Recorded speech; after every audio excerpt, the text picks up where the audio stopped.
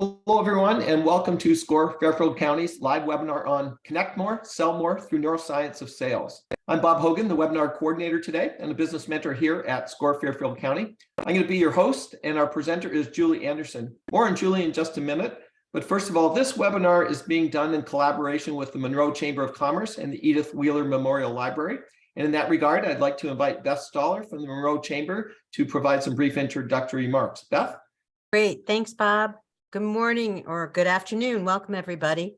I am Beth Stoller. I'm Operations and Event Manager of the Monroe Chamber of Commerce. We're glad that you're here today. On behalf of the Monroe Chamber, the Edith Wheeler Memorial Library, and SCORE, I'd like to thank you for attending today's Lunch and Learn. This is our third Lunch and Learn of 9 that we're going to be doing for this 2023 year.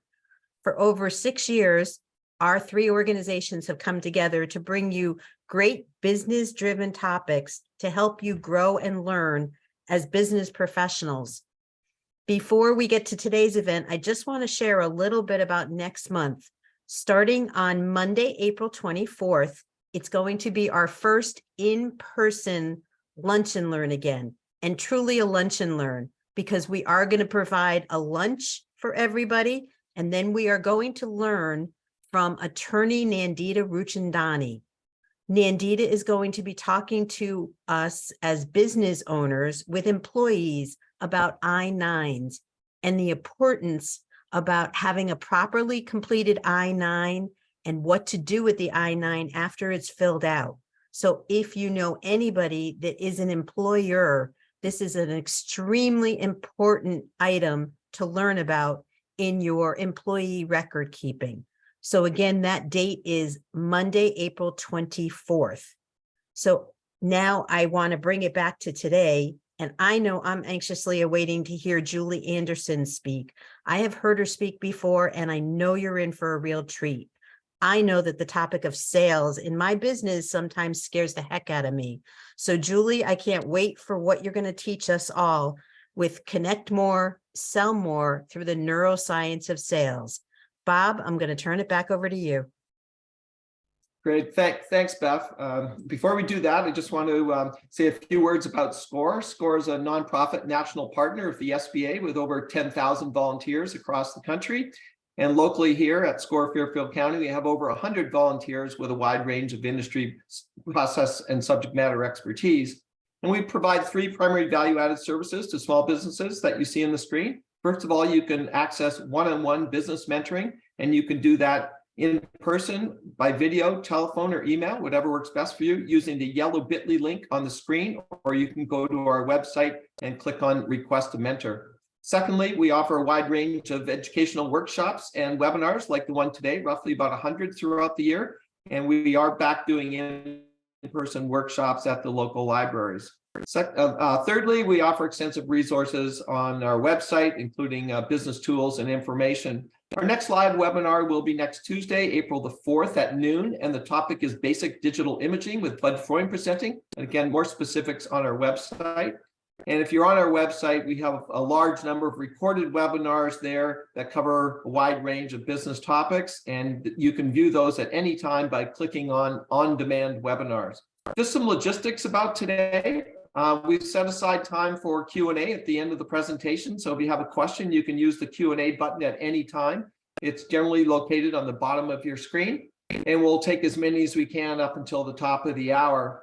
It's now my pleasure to introduce our speaker today, Julie Anderson. Julie, who is also known as the Brain Lady, is an international professional speaker and corporate trainer who wields her expertise in brain science to bring solution-based training into organizations and with entrepreneurs for business, communications, relationships, and life success, resulting in increased productivity, skyrocketing sales, preventing conflicts, and breaking through barriers in business and life.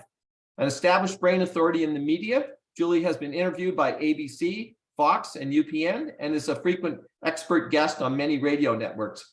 She is also the host of the Brain Lady Speaks and Women Entrepreneurs podcast. I'll now turn it over to Julie. Julie, it's all yours. Thank you so much, Bob. I am really looking forward. There we go. I don't know why it keeps automatically. Okay, there we go. This is a topic that a lot of business owners are like, Sales. I don't want to do sales. Right. And it is kind of interesting because when if sales is like a bad word for you, or if it causes you anxiety, what happens in the brain is that amygdala takes over, that stress response takes over. And when that stress response takes over, guess what part of the brain kind of goes a little quiet? The frontal cortex. And guess what? All of your higher thinking takes place in the frontal cortex. So my goal for you today is to take that sting away, take that stress response away, make it so that you can think through and you can look at sales a little bit differently. Because one of the reasons why sales becomes so scary or icky for us is because we're focusing too much on ourselves.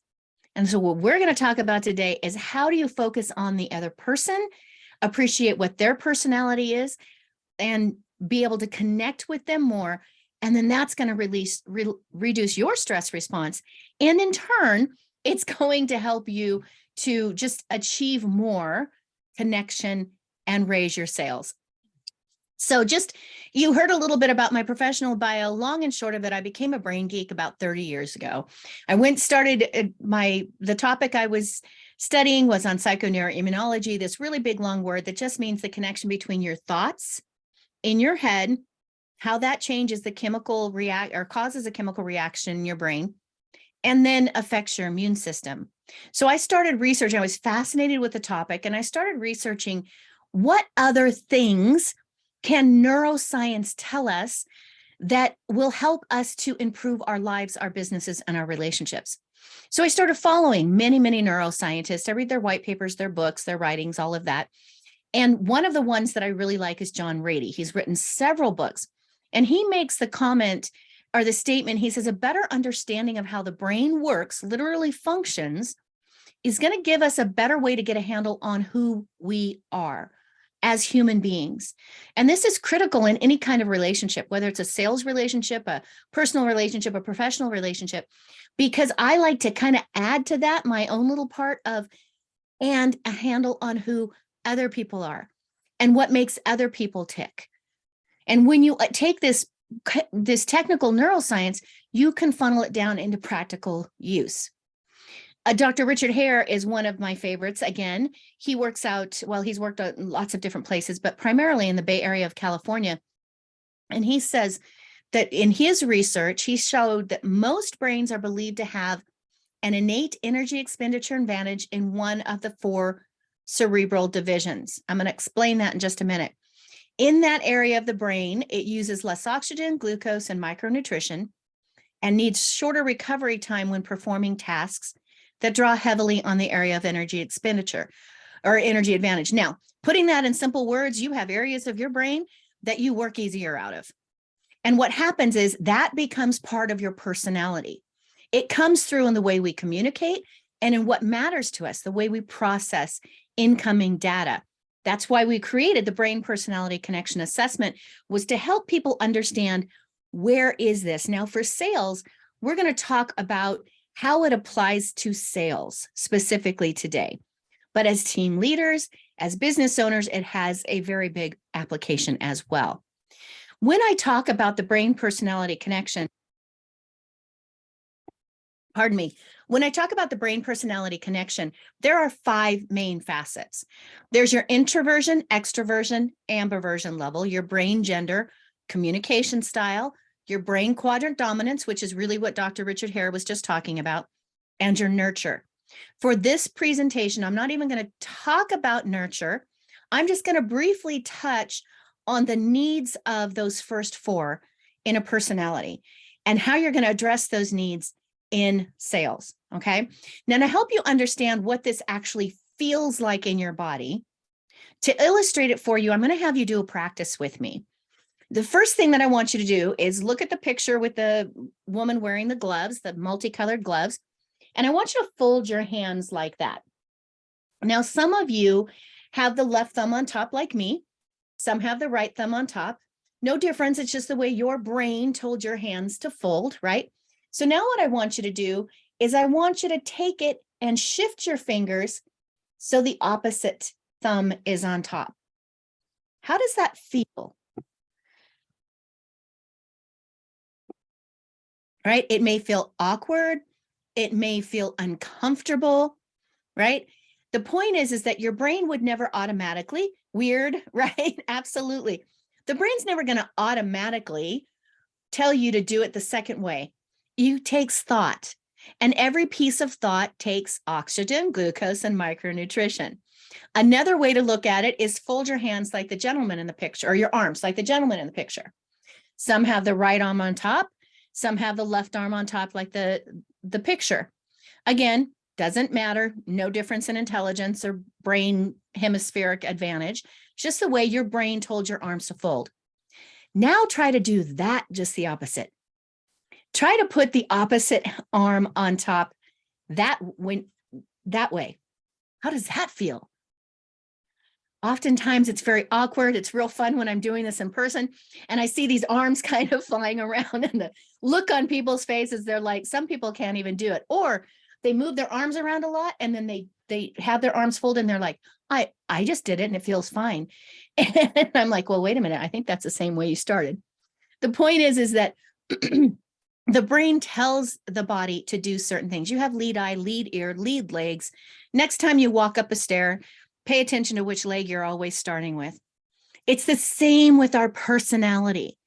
And in sales, it is critical that we understand this in the people we're interacting with. All right. So we're going to start with that brain quadrant dominance, or BQD, as I like to refer to it. And I'm going to talk about the functions that take place in each of those quadrants in your brain and how that comes out in the personality of the individuals that use that, fold their hands there, fold their arms there, or spend up to 1/100th the amount of energy to work there, right? So the first part that we're going to talk about is what I call the boss BQD. This is the area of the brain where a lot of your executive, or a lot of your very fact-based thinking goes on. Logical, inductive, deductive reasoning. This is where, if you are telling people what to do, if you're delegating authority, you are utilizing this quadrant of the brain. If you are doing fact-based problem solving, you're primarily, lots of parts will engage, but primarily this is the portion of the brain that lights up. When you are making fact-based decisions, or you are being competitive, like competitive to win, they've actually identified the home of competition in the brain, and it is here in the front left. So individuals who fold their hands here, it's all about the facts. They're competitive. They want to win. That's what they're about. Now I give them the red triangle because a lot of people will associate a picture or a graph with the data that I'm giving you.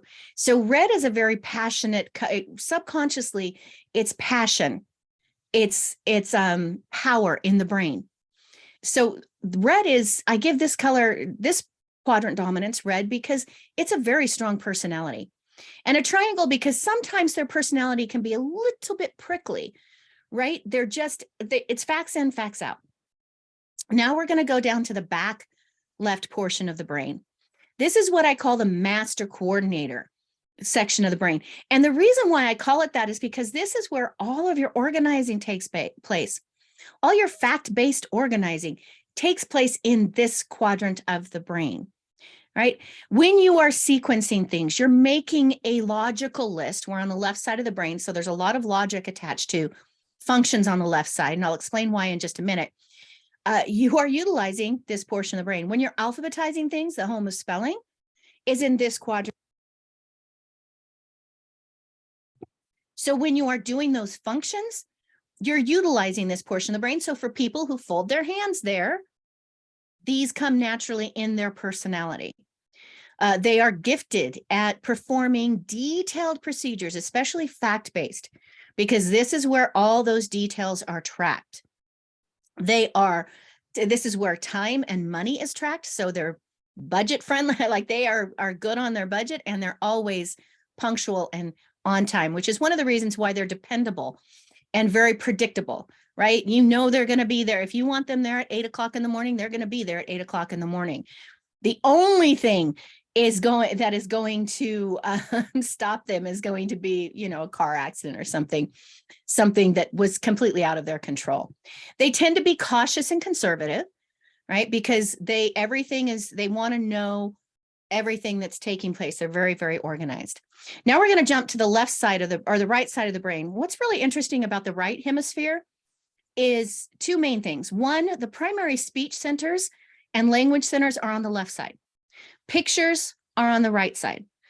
Also, the right hemisphere of the brain has many more neural connections down to the limbic system in the brain, and the limbic system is the home of emotion. Therefore, right brainers are literally wired, right? Wired to feel, experience, sense more emotion in life. Now we're going to talk about the front right, which is the innovator brain quadrant dominance. And I give it the innovator title because this is where all your innovation takes place. When you are thinking outside of the box, when you are visualizing how things can be or how to make something better, you're utilizing this quadrant of the brain. Creative problem solving relies heavily on this quadrant. Big picture thinking, this quadrant. They have identified the home of entrepreneurialism and sarcasm, and guess where they're at? This quadrant of the brain. So people who live here, people who have this as their primary area where they spend up to 1/100th the amount of energy, they're gifted at this. This goes hand in hand with every part of their personality. We're going to talk about how this applies to sales in just a minute. Bear with me. All right. Now we're going to go we're going to go down to the back right quadrant of the brain. This is out of all of the quadrants, it does tend to be the most emotional, right? They are the most connected to the emotion centers in the brain and to retrieving emotional memories. So for them, everything tends to be more emotional. Whenever we are doing things like peacekeeping, harmony, connecting, the home of music is actually in this quadrant of the brain. So if they attached all of us up to a PET scan machine and they started playing music, the primary area that would light up in our brain would be in this back quadrant, the back right quadrant. Now, if you've had different kinds of training, musical training, it's going to affect other parts of the brain as well. But primarily, this is the home where the home of music is. In problem solving, they're always going to take the emotional view, and that flow of music, that harmony is going to like flow throughout their life. Their speech may even be rhythmic, right? So I give now the shapes. I didn't cover the shapes on all the quadrants. The master coordinator is the blue square. Blue, because blue actually in studies is shown to reduce your blood pressure. It calms you subconsciously. So for me, I gave them blue because it's like, you know what, this is, if I give something to a master coordinator, I can be calm about it, right? Because I know they're going to get it handled. Square, because everything's organized and stackable and compartmentalized, right? The visionary, the innovator, they're the purple imagination bubble because they're always thinking, they're always imagining, they're always innovating. The posterior right, or the nurturer, it's a circle because everything's connected. Everything is connected. I give it the color green because green is connected to nature, and they're very connected to nature. So here's your 4 primary quadrants. Different individuals who fold their hands are going to have right in each of these quadrants. It's going to be apparent in their personality. Now, it's going to be most difficult for us to communicate or sell to the diagonally opposite, right? The reason why is because this is where you fold your hands. This is where the opposite. It literally takes the most energy to work out of the diagonal opposite quadrant in the brain. So this comes into play in sales a lot. When you are in sales, and I am going to drill this in your head throughout the next 30 minutes or so, or 45 minutes, whatever we have left, think receiver, not sender. It is human nature that we send information on our default because that's automatic and that is easy for our brain. But when we are in sales, when we are in leadership, when we are trying to communicate with team members, you have got to think about how does the receiving brain need to get the information, no matter what your default is. So it is all about the receiver. It's not about you when it comes to sales. It's all about them. So when we're talking about selling to or connecting with these quadrants, here's what you need to do, right? You need to think with the boss. If I identify that I'm interacting with the boss, I'm going to drop all the emotion and I'm going to just give them the proof, just the data. I am going to show them how working with me or purchasing my product is going to help them reach their goals, because they're all about goals. It's going to help them be the top of the mark. They're going to be at the front of their competition, right? That's what you want to have with the boss. And oftentimes I tell people, when you're communicating with a boss, give them a couple.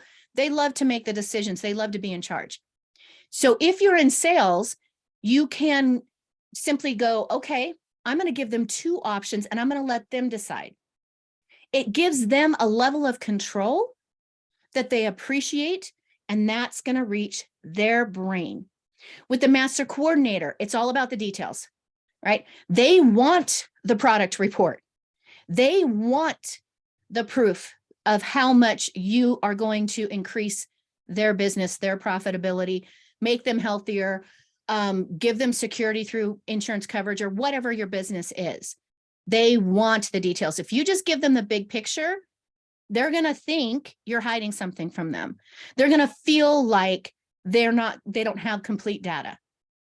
So for them, you want to address that. And I always tell people, never, ever, ever, ever be late if you have an appointment with a master coordinator, because you'll lose them, right? And time is very important to them.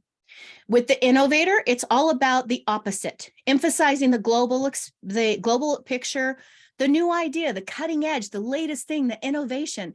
This is this is the next best thing, right? If they don't want the reports, give them the outline. They may want information, but they don't want all the details the master coordinator wants. Instead, they just want the bullet points, right? If you give them too much details, you're going to lose them. And be appreciative and validate their way of doing things a little bit differently. Okay. The nurture, it's all about the harmony. It's all about being on their team. We're going to work together. I'm not just going to give this to you. You're going to be able to call me anytime for help. We're going to make sure that this makes everything in your business run smoother, be less stressful. Everybody on your team is going to be happier. Everything's going to flow, right? Talk about all of that. That's going to pique their interest. If you go to nurture with all the facts, they don't care, right? They want to know how you're going to help them. So that's the brain quadrant dominance. Now let's move on to your introverts, extroverts, and ambiverts. We're not going to talk a lot about ambiverts. An ambivert is about 40% of the population. So if you're meeting in a sales call or you're trying to connect with an ambivert, your chances are almost half the time, the person you're going to connect with is an ambivert, I should say, when you're thinking about the sensory modality. When we talk about the sensory modality, what I really want to focus on is the extremes, right? Either the introverts or the extroverts. And it's important to understand that it all has to do with brain stimulus. This is set by the reticular activating system in the brain. And it's not how shy or how outspoken a person is. It's all about how much external stimulus does their brain like, want, or need to function at its peak. Now, this is really important because if you don't pay attention to this, you can either stress out the introvert or you can bore the crud out of the extrovert, right? See, the introvert has a naturally wide awake brain. They don't need a lot of external stimulus. It's as if they go through life taking picture of the world with huge wide angle lenses. So they only need to take a few pictures in a day, and then they can spend the rest of the day picking apart all of the details and processing all of that data that they just pulled in through these wide angle lenses. So too much data is going to overload their brain. Every time you overload a person's brain, their stress response kicks in, the stress response kicks in, the amygdala takes over, and the front cortex shuts down. Really important to understand with introverts and extroverts. So to protect their brains, introverts will always seek out those low stimulus, quieter, non-competitive, non-competitive lifestyles. Now, you could have a boss that's an introvert, right, that is competitive, but they're going to be competitive in things like chess, right? They're not going to be competitive in football on a field. That's too much stimulus. It's going to be the low stimulus situations. Now, the extrovert is just the opposite. Their brain is naturally very, very sleepy. So it's as if they walk through life taking pictures of the world with a tiny little telephoto lens. So they got to move fast. They got to move fast. They got to take lots of pictures to keep their brain awake. They will literally fall asleep if they do not have the stimulus.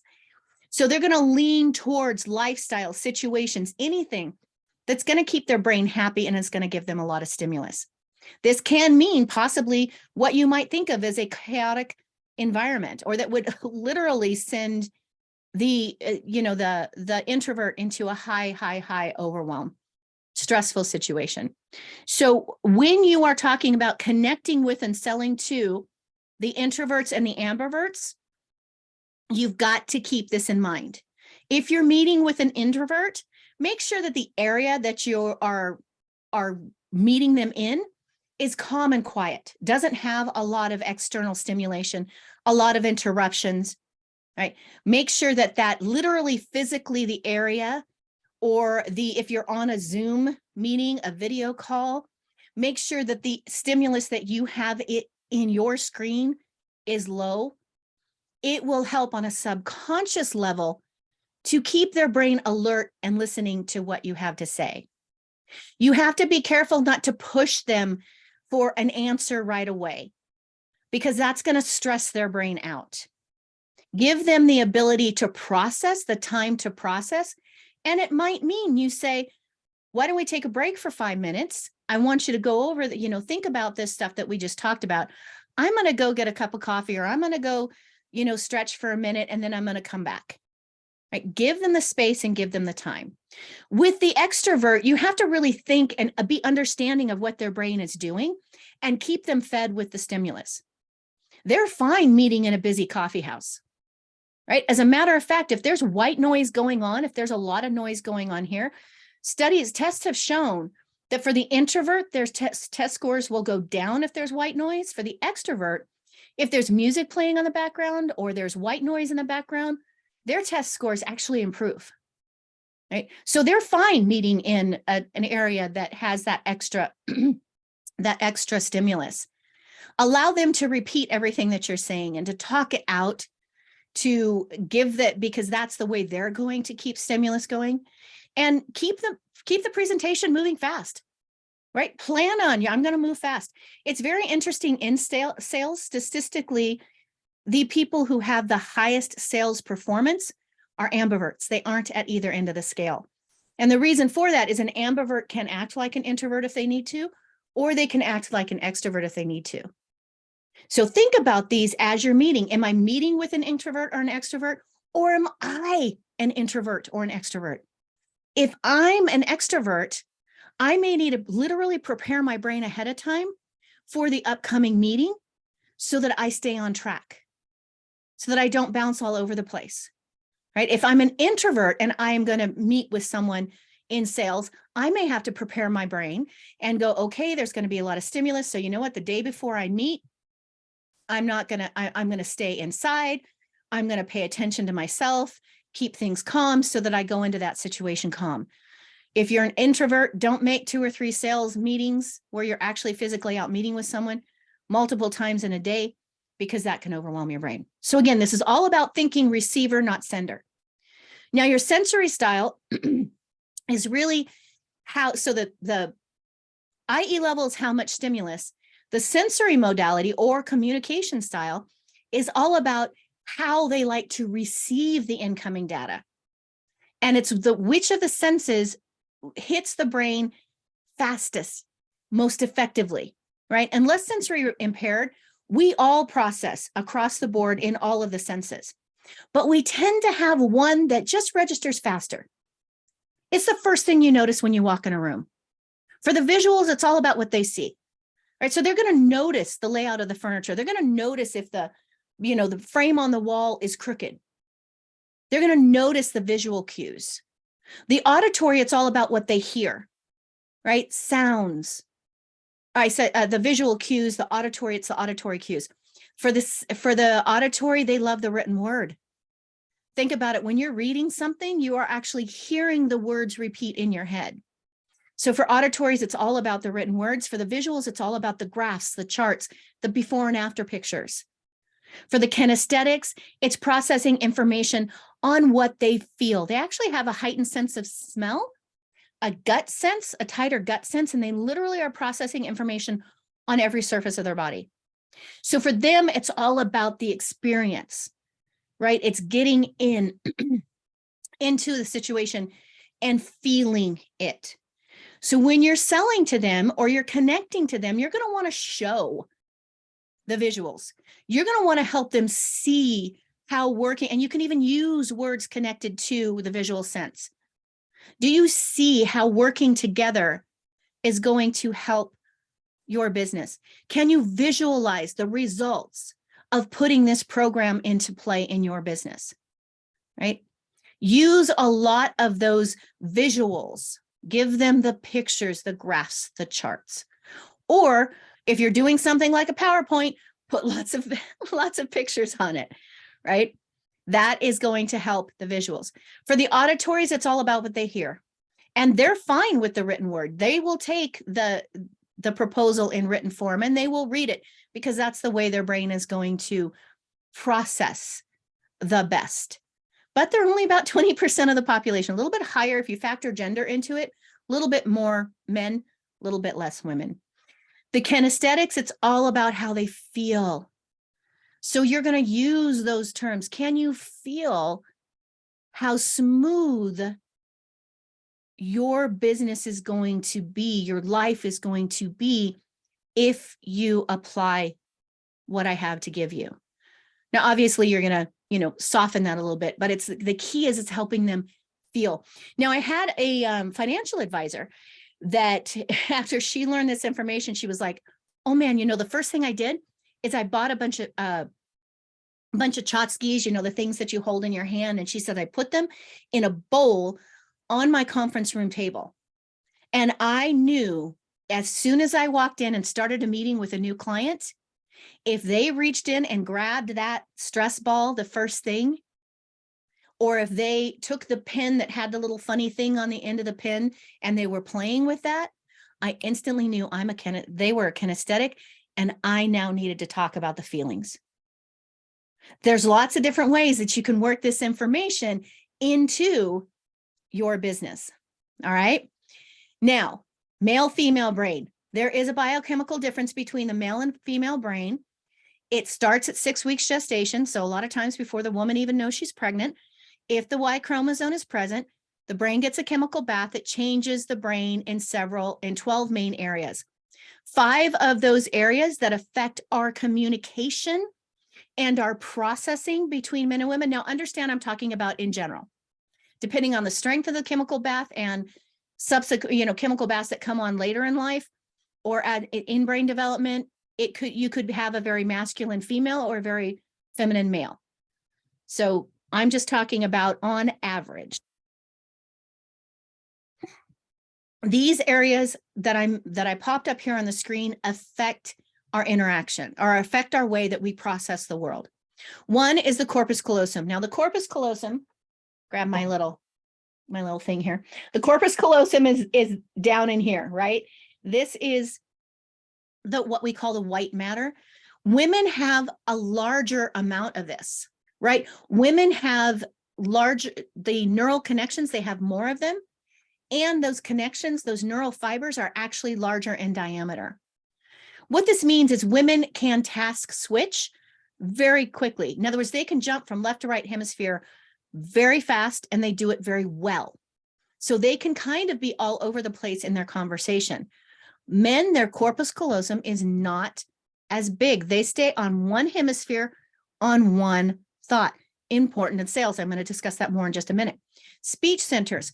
Women actually have the potential for multiple speech centers in the brain.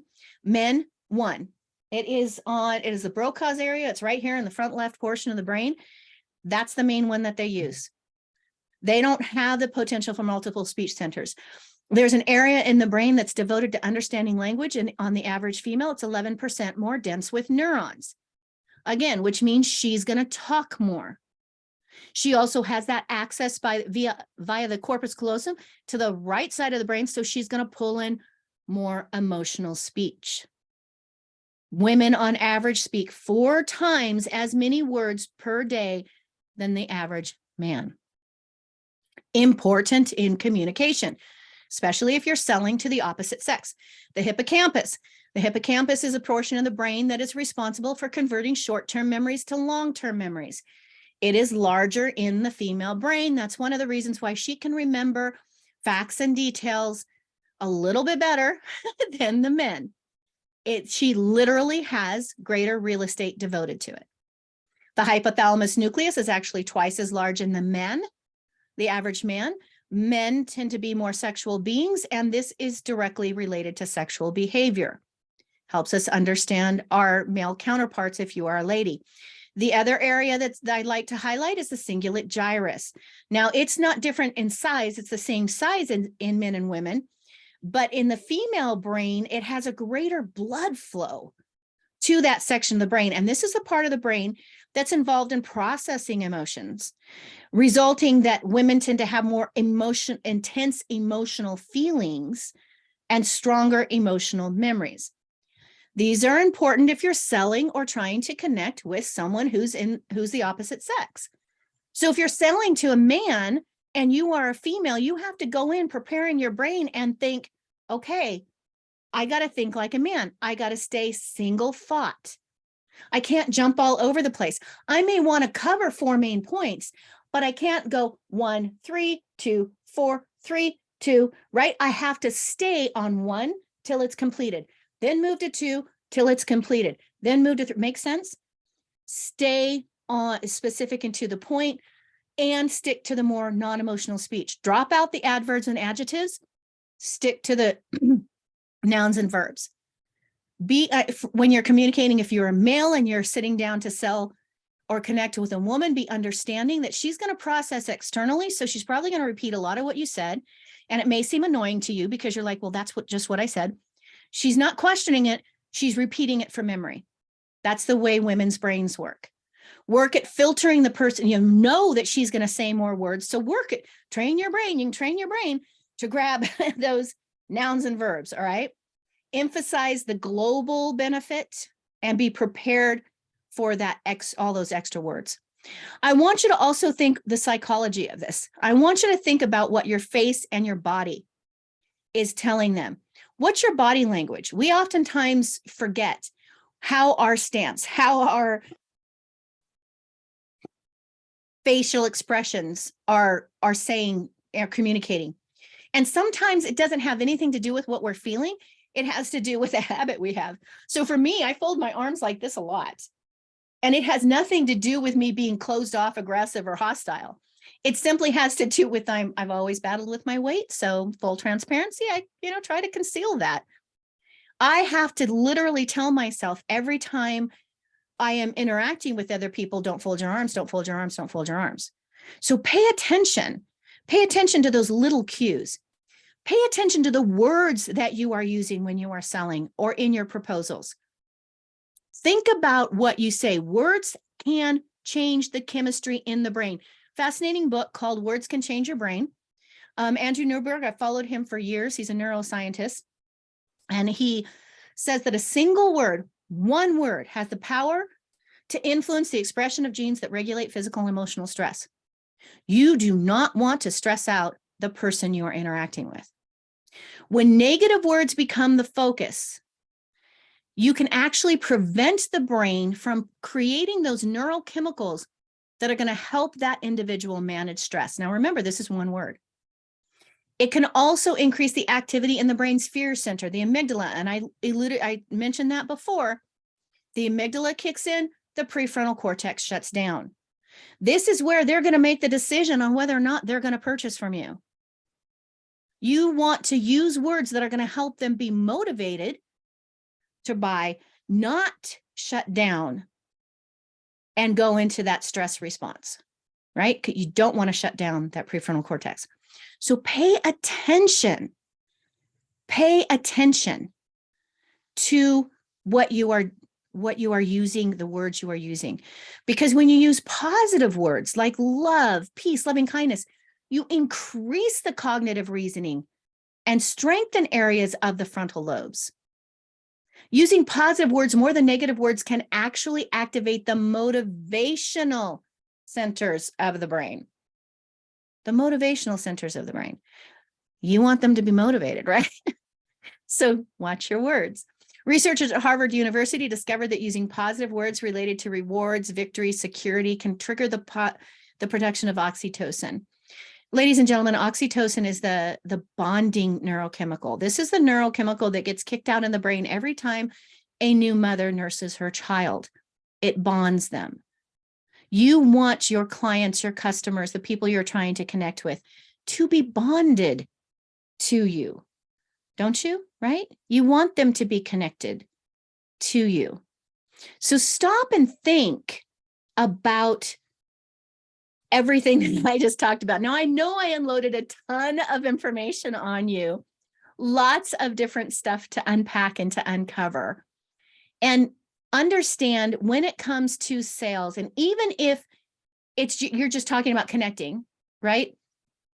You want to be heard. You want your message to be heard. We tend to think of it from our point of view. But if I really want my husband to get my message, or I really want my potential client to get my message, I need to send that message in a way that their brain is going to be able to receive it, right? It's not about me. It's all about them. And if we prepare our brains ahead of time to think that way, we're going to get more connection, and it will increase our sales. So watch, read the people. What's their body language telling you? What's their tone of voice telling you? Are you having a conversation and they keep looking off to the side? Or literally they've shifted their body towards the door? You might be losing them. You might need to take a deep breath and engage your front cortex to think about, what adjustments do I need to make in this moment in order to really connect with them? Be that multisensory communicator, right? Keep in mind the brain, their brain. Now, real quick, as I wrap this up, I want to give you some questions that you can ask, or illustration, I should say, of questions that you can ask. Because a lot of people, I get this all the time, people are like, well, if it's the first time, if I'm networking, or it's my first meeting, and my business isn't the type of business that I do an intake questionnaire. For me, I send everyone to that brain personality connection link that I always have sitting in front of me before I work with anyone. Oh, yes, I can go back to that last slide.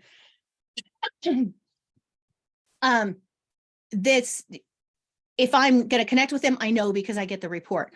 But a lot of people don't necessarily know that. It's your first interaction with them. How can you determine if they're an auditory or visual kinesthetic? How can you determine if they're a right brain, left brain? So I'm going to pop forward now to some questions that you can ask. Now, I use the example in this presentation of real estate because it's an easy one to illustrate. What I want you to do is, as I'm going through these questions, I want you to think, how can I take this question and kind of tailor it to my specific product or service? All right. So thinking real estate, ask them. You're going to ask them what's the most important in a home, because you're going to look for those homes. But if they say, you can now start thinking about it from a brain point of view, if they say something with a great view, they're quite possibly a visual communicator. So use, see, visualize, look, use those words in your conversation with them. If they say a quiet street, use plenty of those terms connected to sound, or it could mean that they're an introvert. So pay attention to the stimulus level, right? If they say energy efficient, I want it to be energy efficient. It's very important to me. Quite possibly they're a left brainer, right? Because that's the logic, and especially the master coordinator, that's where they're going to be follow the budget. So right away, you know, okay, chances are I'm dealing with someone who's a left brainer, right? If they say comfort, then you're going to use plenty of the terms connected to the physical factors. You're going to talk to their gut. So when you walk into the house, you're going to go, oh, feel this carpet. Isn't this amazing? Oh my goodness. Can you feel how comfortable this area of the living room, you bring in your furniture, how comfortable this is going to be, right? Start thinking about how can I use terms. If they say, you know what, what's most important is a good investment because I'm going to turn around and I'm going to sell it. They're possibly a left brainer because they're tracking the money. They're not thinking about the emotional things. They're just like, it's about the money. Now, I'm not saying that right brainers don't also think good investments. I'm saying you start asking multiple questions and you can start narrowing down and know how to respond. If they say, you know what, we love entertaining. We love having get-togethers all the time. So I want a place that has a really good spot for entertainment. They're possibly a right brainer, right? If they say good schools, they're possibly, you know, they're or a good safe environment. They're very into their family, right? It can tip you off, right? If you ask them if they're looking to relocate in a few years or to step up or step down or whatever, you ask them why. If they say for investment, you know, we already kind of covered that. It means that they're probably a left brainer and they're looking to towards retirement or towards making a little extra money or whatever that looks like. If they say, oh no, I'm purchasing, this is my long-term family home. This is where I want to make memories with my kids, with my grandkids, you're probably dealing with a right brainer, right? If it's, you know, it's really important to have a creative space in your home or just focus on functionality. If they say functionality, probably left brainer. If they say, oh no, creative space is more important, probably a right brainer. Can you see where I'm going with this? Can you feel what a difference it would make if you just had these little clues as to what's going on in their brain and what their brain personality connection is, and then how you can present to them what's important to them because we're thinking receiver, not sender. Even colors. Left brainers tend to be more subdued. Right brainers tend to be more vibrant. So if you say, you know, what color palette are you looking for?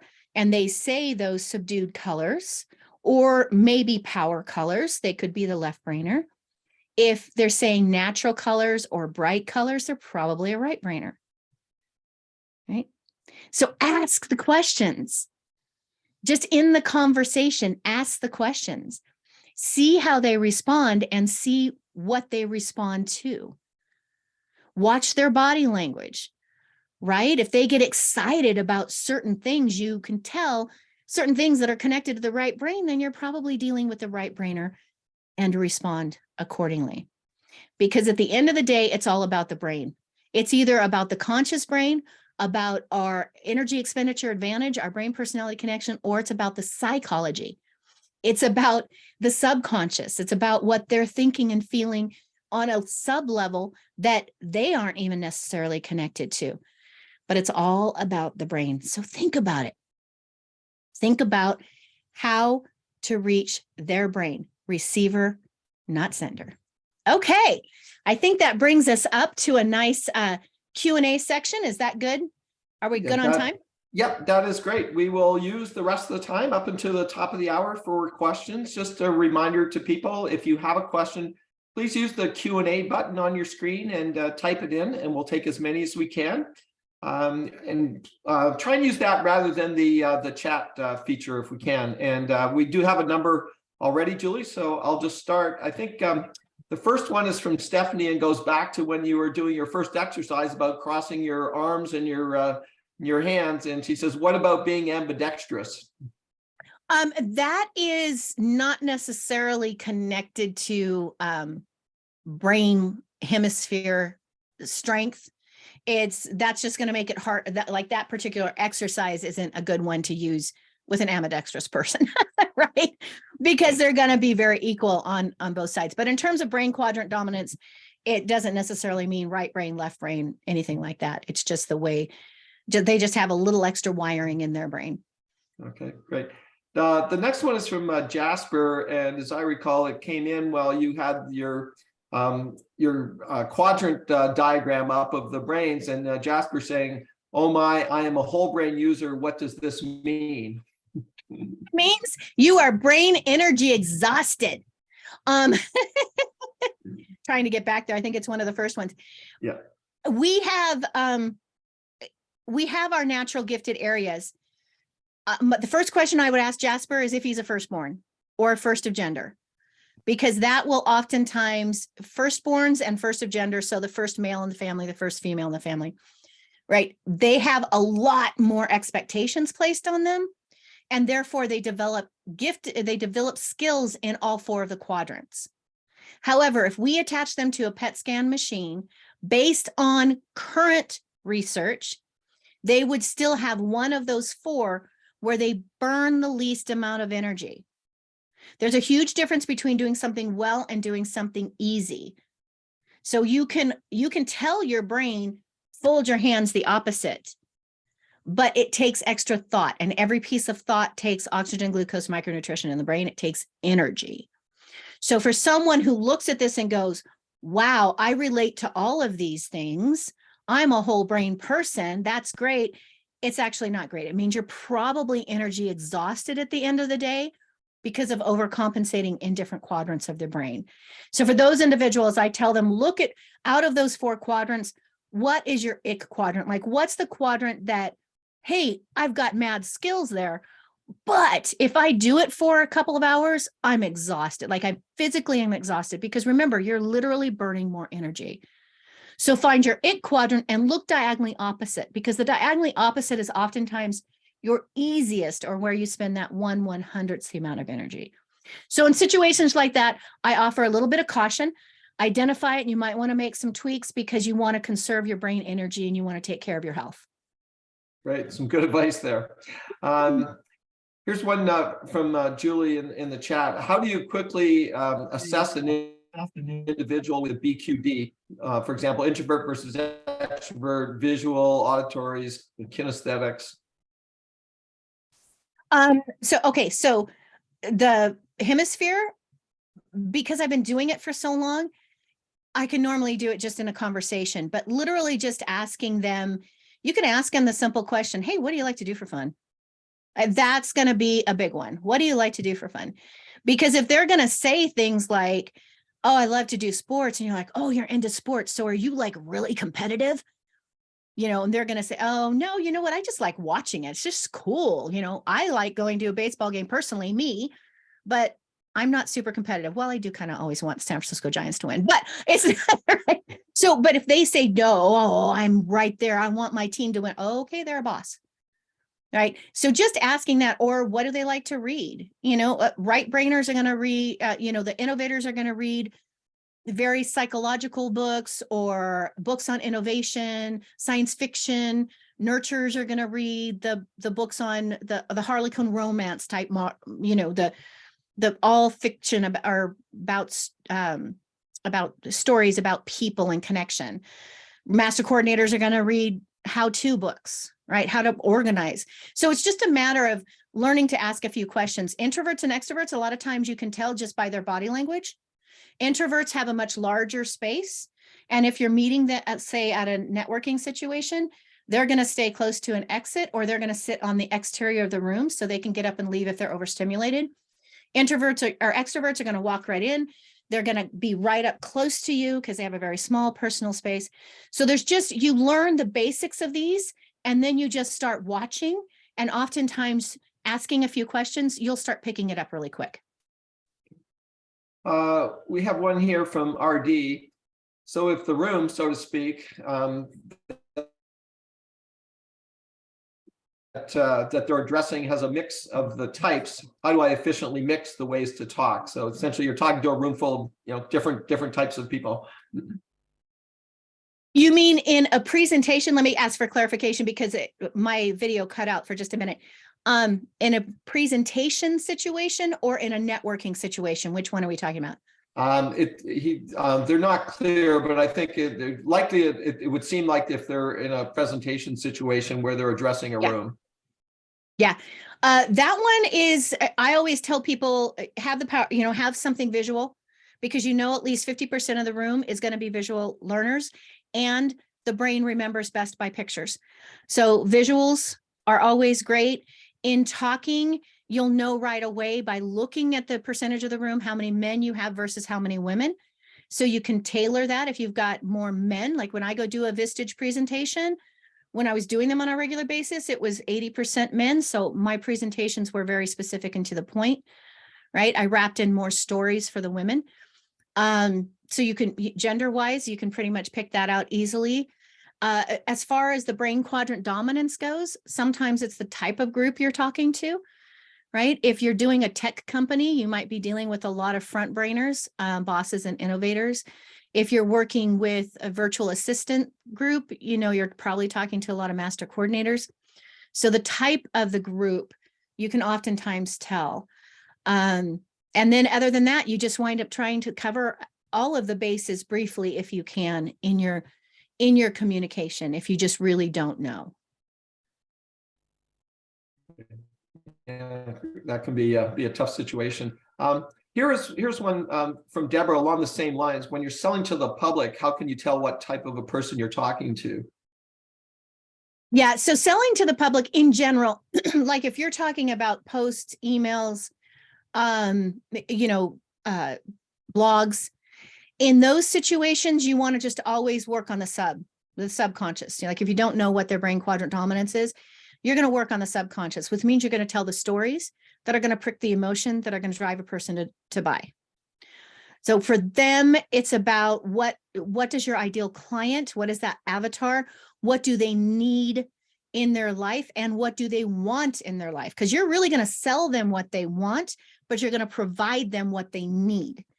So how do you marry those two in your emails or in your front-facing presence that is going to share that? And it's all about oftentimes the stories, right? You want to get the subconscious involved and stay with those positive words.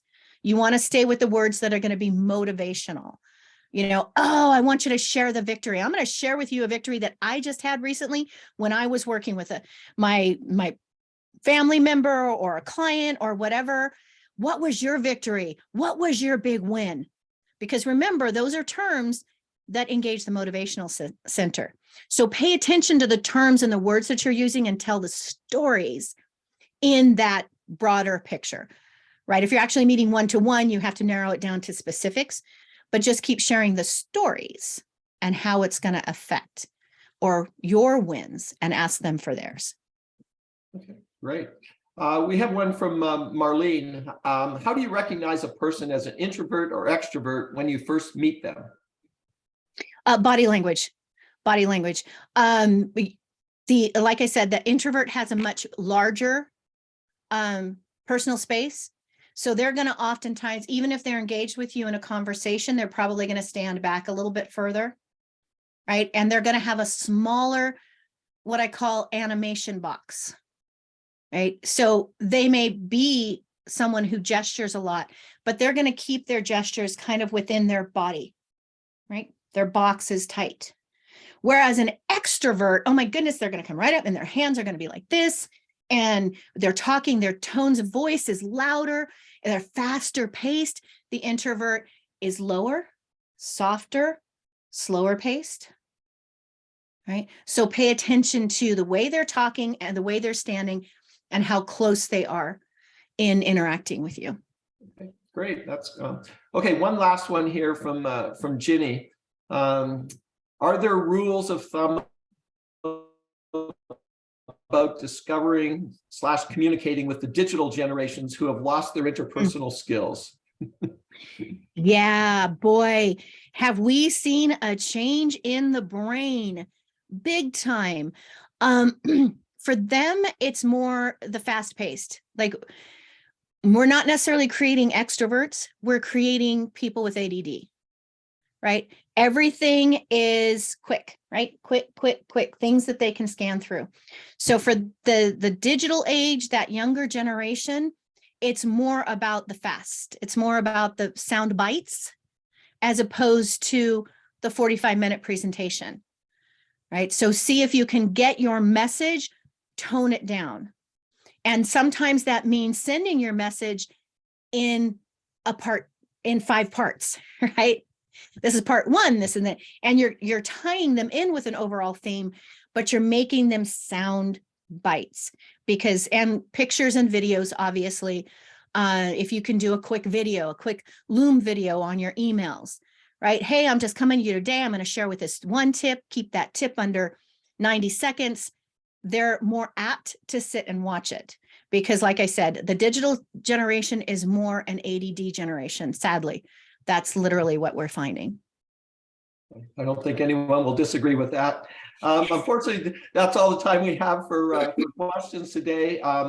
We've had a number of inquiries about recording. Just as a reminder, it has been recorded and the materials will be available within a day or so on our website, fairfieldcounty.score.org, or you can also go to score.org/Fairfield County, and it'll be, just go to on-demand webinars and they'll be there. Our next live webinar will be on Tuesday, April the 4th at noon, and the topic is basic digital imaging with Bud Freund presenting. And again, more specifics on our website can be found there. Again, if you'd like to access the free individual counseling, you can use the link on the screen, or again, go to our website and just hit request a mentor. If you could please fill out your evaluations for us, they really help us going forward. And I'd like to thank the Monroe Chamber of Commerce and the Edith Wheeler Memorial Library with their help in planning this webinar with SCORE. And on behalf of SCORE, thank you all for attending today's live webinar. And in closing today, a big thank you to Julie for presenting such an excellent webinar. And thanks again, everyone, and enjoy the rest of your day. Thanks, Julie.